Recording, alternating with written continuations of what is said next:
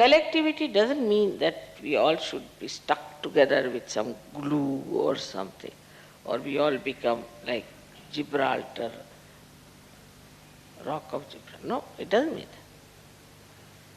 It means wherever you are connected. That is collectivity.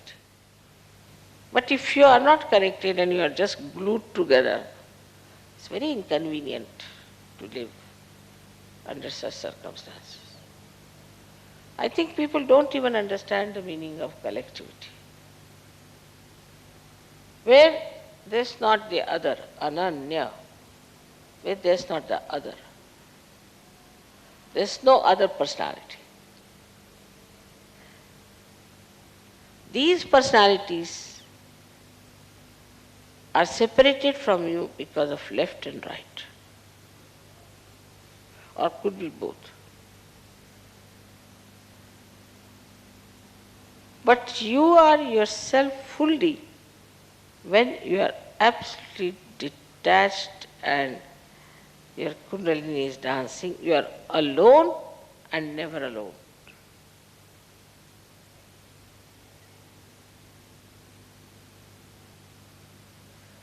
This oneness with the whole gives you all the security that you want, all the joy you want. And that's why Kundalini awakening means collectivity. Unless and until you want pure collectivity in your being, Kundalini won't rise.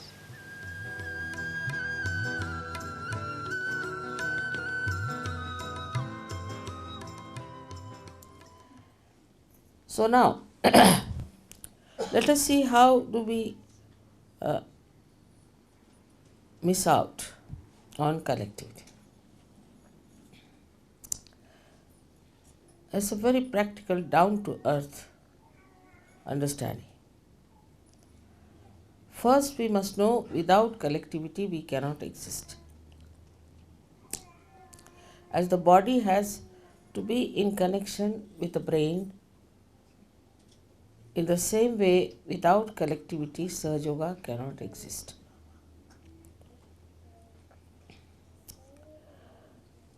Once you understand that, then you have to work it out that collectivity is absolutely established within and without. I do not know what thing comes first in the human mind about another person. But the first thing is that these are your real relations. And nobody else are your relations. These children are your children, and these men are your brothers, and these ladies are your sisters, and we are one big family together. We are part and parcel of one body. As this hand cannot hit another hand, thank God it doesn't think. Otherwise, as human beings, they might start thinking against another hand. But they don't, because they are connected to one brain activity.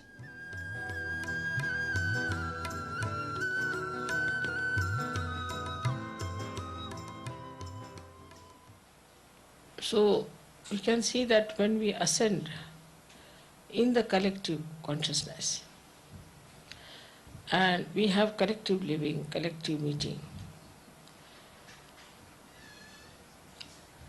at the Vishuddhi Chakra, Sri Krishna established this, or he manifested this pure relationship of a sister.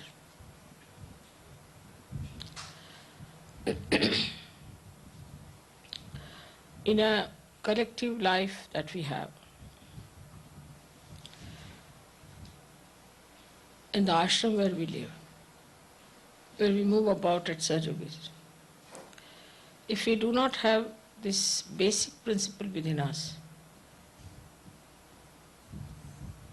there will be a chaos, complete chaos.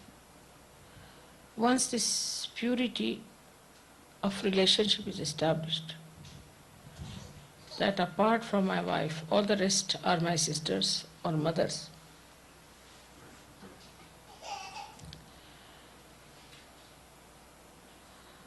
It cannot be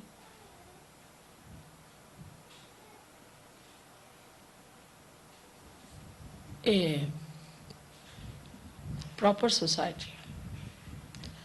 And the chaos of the social system of America is because they have no sense of pure relationships.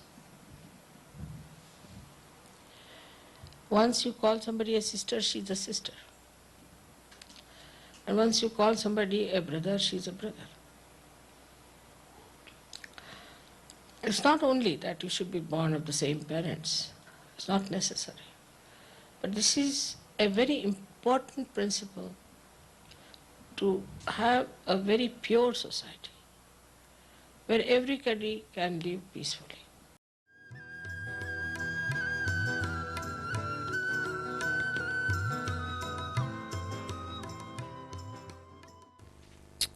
Think of the tree which is, say, in a turmoil or during earthquake. It won't grow. When the earthquake stops, everything becomes quiet, everything is peaceful, then only the tree can grow. In the same way, our growth can only take place if we are peaceful within ourselves. So, for a Kundalini growing wider and wider and rising higher and higher, first thing is we must have peace within ourselves. But this peace is possible if you can make really peace with others. If you cannot make peace with others who are in Sahaja, who are in the collective, if you are in a turmoil, this Kundalini can never rise. That is why collectivity is so important. Without collectivity, your Vishuddhi cannot open. And without collectivity, you cannot have the growth of your spirituality. If the growth of the spirituality, as they say, the tree of life is upside down and the roots are in the brain. And this Kundalini has to go and water that brain. As we water the roots, then it starts flowing downward. And that's how we start expanding.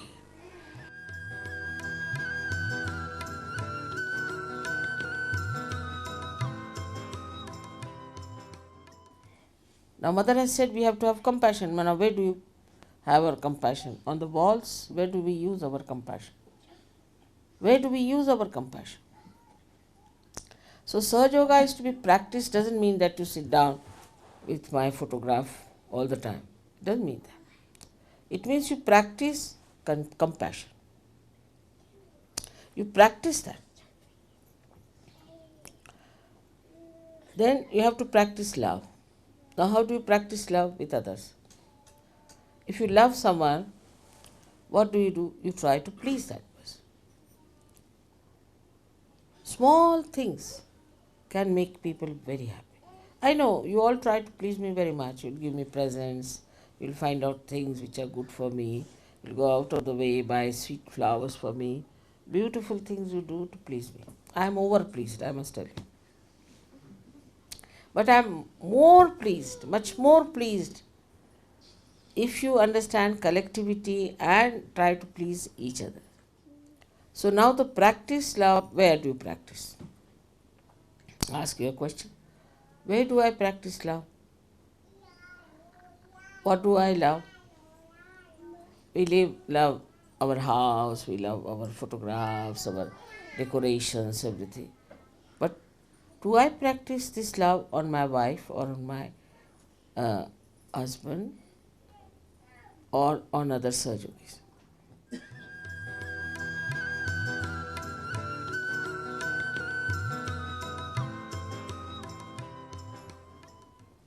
In our search culture, we have to practice compassion and love.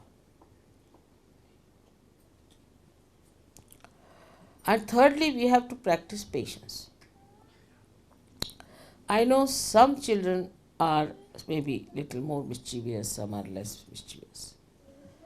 Maybe some people are very talkative. Sometimes really they give me also a headache. They go on talking so much. Sometimes I think it's good because it's a rest for my mouth. One way of looking at it. Another way of looking at it is just switch off your mind, let him talk, take it out, whatever he wants to talk. Once he is finished with it and fagged out, then he won't bother you much. And also he'll feel satisfied that somebody has listened to his prattles. So patience is needed. And patience is needed in such a way that others should see your patience. Yesterday, for example, I was sitting for about, I think, 3 hours shaking hands with all sorts of people and all types of problems. And the person who came last, he said, looking at your patience, I developed my own patience. And love gives you patience. This love nourishes you. I'm telling you, it's absolutely down to earth method. Here I have not mentioned that you trust God. I'm just saying trust yourself.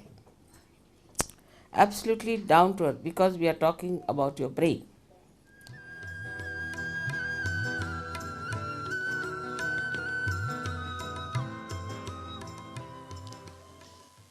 So today's understanding should be that we all should become collective from inside. We should not grudge or grumble about life and enjoy the collectivity. But the second side of collectivity is this, that do not try to exploit the collectivity. Otherwise, you'll be in trouble. Like I've seen some people don't know how to use their bathrooms. When you are collective, you have to be respecting the collectivity of others. By your presence, another person should not by any chance suffer or should not feel in any way insulted or inconvenienced. So when you are in the collective, it should be such that another person should enjoy your company, enjoy your being there. That is something where there is no problem.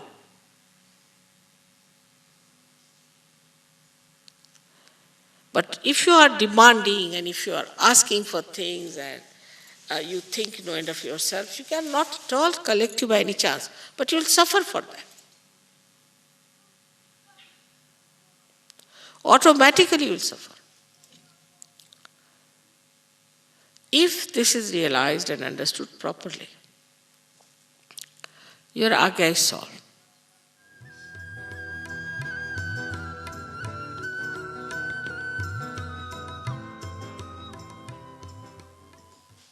Like anger.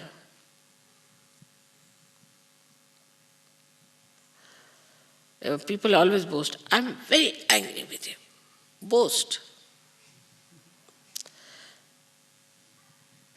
But just make that anger into forgiveness. And you'll see the person, instead of you getting into problems, he will get into problems. Anger will upset you, but forgiveness will upset him automatically. It's the biggest weapon you have got is to forgive. And this is shown in Buddha's character throughout. Now we have been saying that we have to forgive everyone. But we don't practice that. Small things like mad people we remember. Only I had heard that snake has this capacity to remember if somebody has hurt him. But here I find human beings have no less capacities. Whatever has happened 13 years back, 15 years back, they all remember each and everything. Whatever has hurt them. But how they have hurt others, they don't remember. How they have been nasty to others, don't remember. Because this is a human mind which has got the ego. It can go on hurting others, it doesn't feel anything. And the superego which goes on receiving all the hurts and always complaining about it.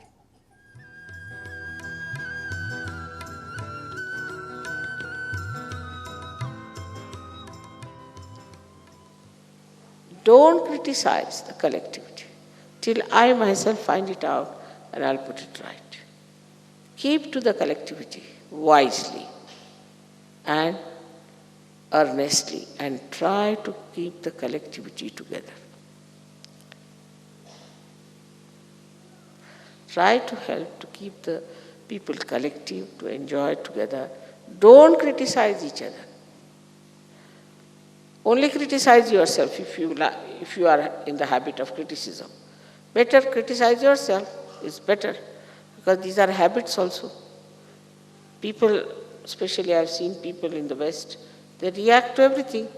If they see this carpet, oh, I don't like it. But this is not yours, you have not paid for you. What have you got to do with it? No, I don't like it. But it's not yours. What's the question? It's lying here. Why should you be so upset about it? I don't like that person. I don't like that dress. Who are you? I don't like. This is not allowed in Sahaja. I don't like. There is a way of saying things. But there is no need to say anything whatsoever.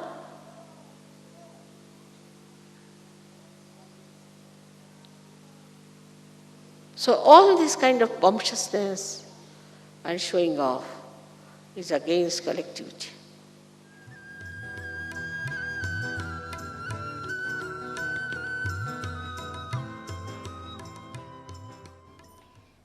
So try to appreciate everything. Children are producing pictures, paintings anyway. They make sometimes my face is very funny when they draw. Not the children, even grown-ups. Doesn't matter. I appreciate it. It's very good, wonderful, very nice. To encourage that person. So criticism should go out of our mind, but appreciation should be practiced. Appreciation of others' children, appreciation of other people is very important. But that doesn't mean that you appreciate all others and torture your wife or torture your husband. That also is an imbalance.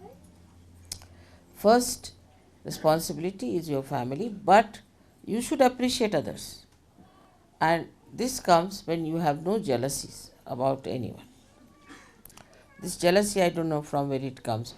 I don't know this quality of jealousy, why there is jealousy. So also if you have jealousy, you have to use it for the right purpose. And what is the right purpose is that you should be jealous of a person who is spiritually higher than you. And you practice it that you become better. If jealousy is for competition, then you compete with a person who is more compassionate, more loving, more sacrificing, more patient. So this competition becomes a very healthy competition and the collectivity becomes very nourished.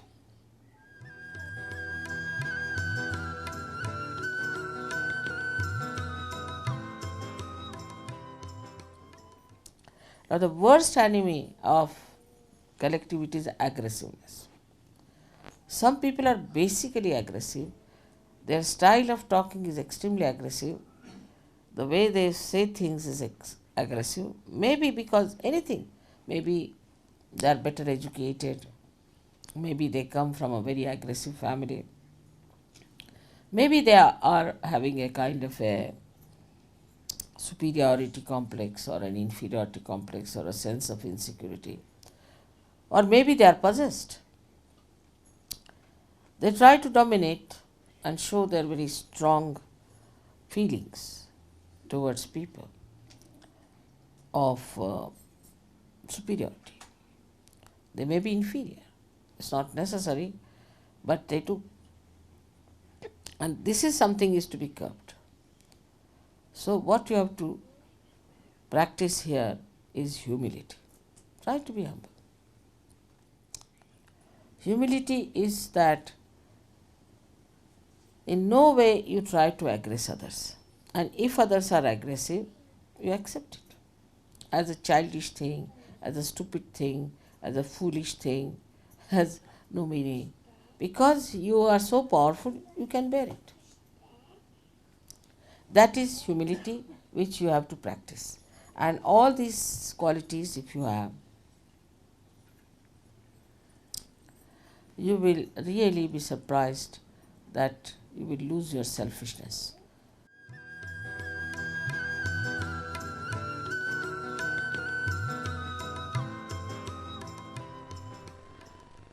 Only way to grow is to be collective.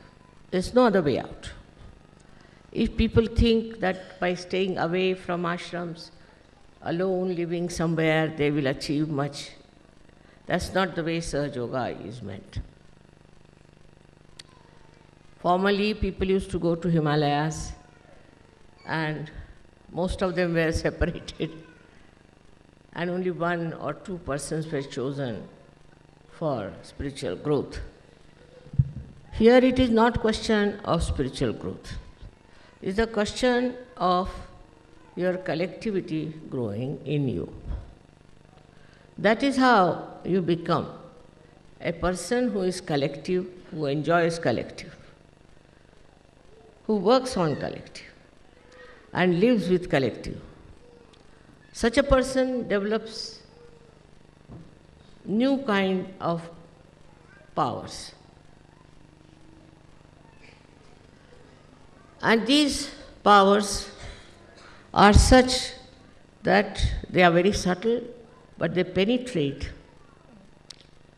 into any molecule, atom, or human beings anywhere.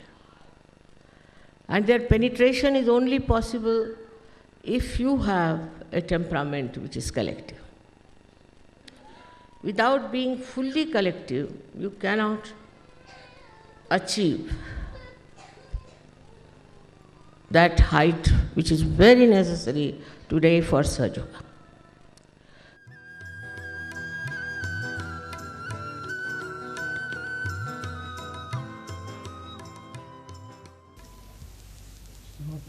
Sometimes the chakras, the same chakras, we feel that more on the legs than on the hands. Its integration is not there, that's why. You have to attend collectively. You have to become more collective. The body has to be collective. The thing is, if you are not a collective person, then sometimes you'll feel them on the legs, sometimes on the heart, sometimes in the head. That's not a good thing. You should try to become more collective, should meet more people, take more interest. You see, the body of yours won't work out efficiently unless and until you use it. Because individually, you see, if you work out, it will not develop collectively. Because where are you using it? You are correcting yourself to give it to others. And if you don't give it, if you do not work it out in a collective way, there's no circulation.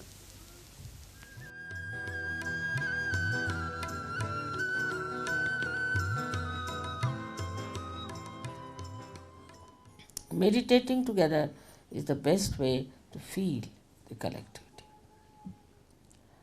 You can meditate at home, of course, you have to cleanse it for your depth, but also you must meditate together. And when you meditate together, then the strength that you have strengthens others, and the strength of the whole collectivity improves so much. We are meditating together is a very big thing. Everyone has to understand that whenever you get time, you find out in the morning times, for example, we'll go to the ashram and meditate. Say Sunday morning, we'll just go and meditate in the ashram. Just for meditation, you have to come. Meditate and go away. Because I reside in this ashram. I am here. So leave your homes, come here and meditate. Meditation will help you a lot. Wherever you are together, I am with you. But when you are away from each other, I am not with you. Only in difficulties, when you are pushed into some places where I am not there, where you think I am not there, I am there. But if you deliberately are keeping out of collectivity, I am not with you. So try to grow your collectivity, otherwise you cannot go deep into your own depths. You cannot become a great Sajogi. You cannot really be called a Sajogi. Those who have a sense of collectivity can only become that.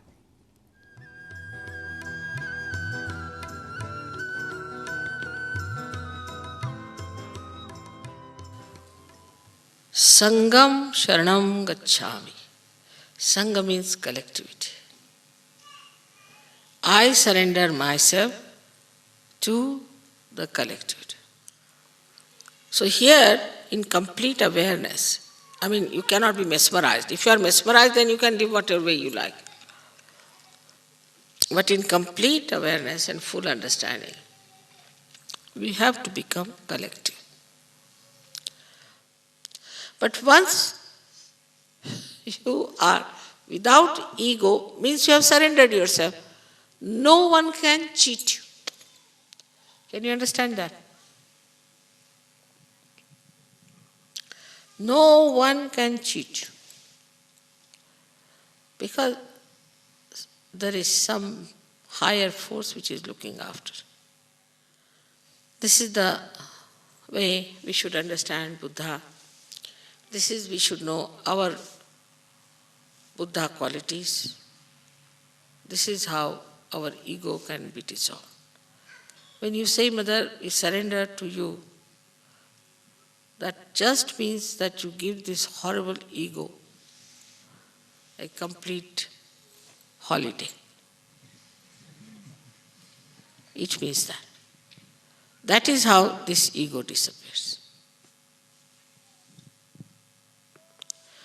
And I think all your just now, ragas are open out, most of you, somehow. And then you laugh at everything. You make fun of yourself. Just enjoy everything.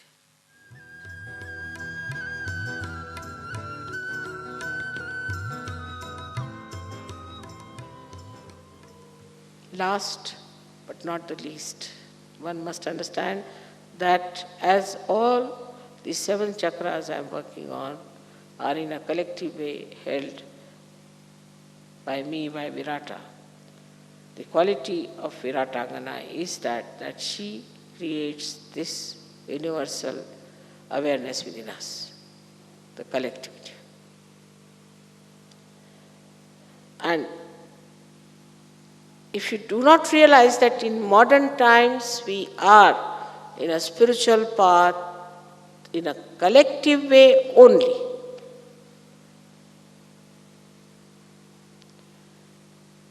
this is what it is. Because we have reached to the state of Sastra. And here we have to have a collective working only. There's no other way out. This is the most important point we must know. If we cannot be collective, because of anything, jealousy maybe, inferiority complex, maybe anything which is coming from behind, like a worm crawling up, then know that something wrong with you, nothing wrong with the collectivity. I hope you'll understand my vision and you'll stand by me. And you'll come up to that. I depend on you entirely for my vision. We have to change this whole world into a beautiful place. For that, not much sacrifice is needed. You are already blessed. You don't have to do much. Only thing is keep your attention on the source of power. May God bless you.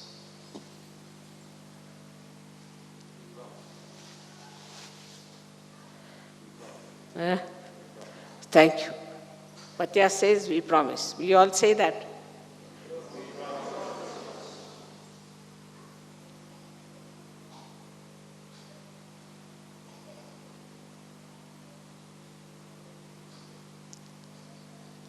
Thank you very much.